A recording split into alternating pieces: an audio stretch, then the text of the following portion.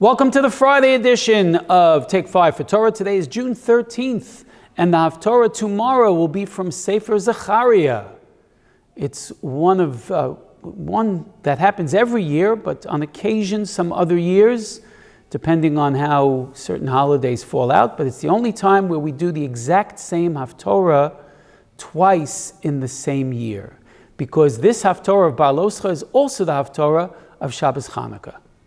When Parshas Re'eh falls on a Rosh Chodesh, then Parshas Kiseitze doubles up on Re'eh and Kiseitze together, which is also the same Haftorah as Parshas Noach. Be it as it may, on Parshas Baal Oscha, we connect the Haftorah to the theme of the menorah.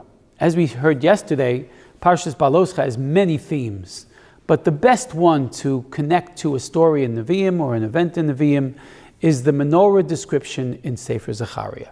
Actually, the Haftorah connects to a much greater extent to Chanukah, because Chanukah has more to it than just the menorah. The menorah was the end of the story, and in fact, the return and the rededication of the temple not only returned the menorah to its former use, it returned the shulchan to its former use for the 12 showbreads, it returned the aron to its former use, it returned the altar of incense to its former use. It returned the altar for the sacrifices in its former use. We specially connect to the menorah, perhaps as an element that is evident in our Haftorah.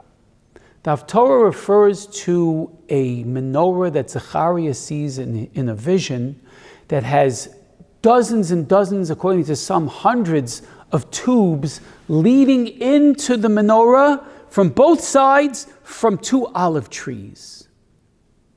The olive trees, after the Haftorah is over, are described as Shnei B'nei HaYitzhar, the two sons of oil, which Chazal explain are the two Mashiachs. Mashiach ben Yosef, who prepares the way for Mashiach ben David, who will be the next king of Israel. So there are two olive trees. Remember, Mashiach means anointed.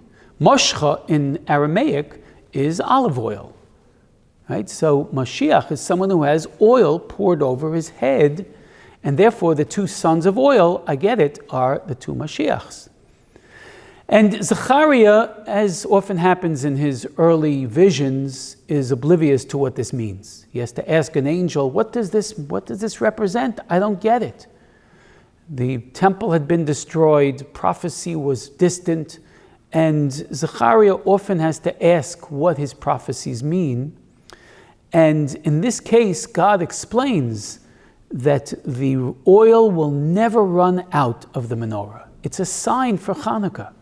It's a sign that while we may, God forbid, live at a time, God tells him, even after the second temple is built, where you don't have Ketores, you don't have the Mizbeach, you don't have the Korbanos, you don't have the Shulchan with the showbreads, and you don't have the Holy Aron, but the shuls will always be represented, look above me, by what's called the Ner Tamid.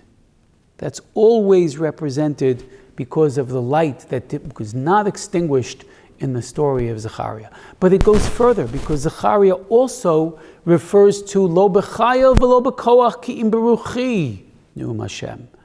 You will defeat the enemy not because of your might and not because of your strength. You will defeat the enemy because of my spirit. The Jews in the Hanukkah story were vastly outnumbered. The enemy had these huge elephants, and they had much far superior armaments, and they were outnumbered by manyfold. But we had something they did not have. We had the menorah. We had the ever-flowing oil and the fire of Torah to guide us to defeat the enemy. There also is an element of hitbolalut, of assimilation in the Haftorah. As the Kohen Gadol, Yehoshua, was told to remove his putrid garments, and Chazal tell us that those putrid garments are the fact that his own two sons were intermarried. Intermarriage was a horrible scourge at the time, and both Ezra and Nehemiah list the intermarried leaders of Israel, and amongst both lists, prominently listed are the two sons of the Kohen Gadol, Yehoshua Kohen Gadol. So it shows the horrific assimilation. We have the defeat of the strong in the hands of the few, but those who have the Spirit of God and of course the great menorah. This is what you'll see in tomorrow's Haftorah, connecting, of course, not only to Baal Oscha, but even more so to Hanukkah.